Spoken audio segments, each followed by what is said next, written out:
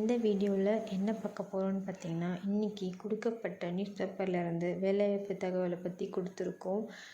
கடைசி வரைக்கும் வீடியோவை பாருங்கள், உங்களுக்கு யூஸ்ஃபுல்லாக இருக்கும். இந்த வீடியோவை உங்கள் ஃப்ரெண்ட்ஸ் அண்ட் ஃபேமிலிஸ்க்கு ஷேர் பண்ணுங்கள். டெலகிராம் அண்ட் வாட்ஸ்அப் லிங்க் கீழே டிஸ்கிரிப்ஷனில் கொடுத்துருக்கோம், மறக்காமல் ஜாயின் பண்ணிவிடுங்க.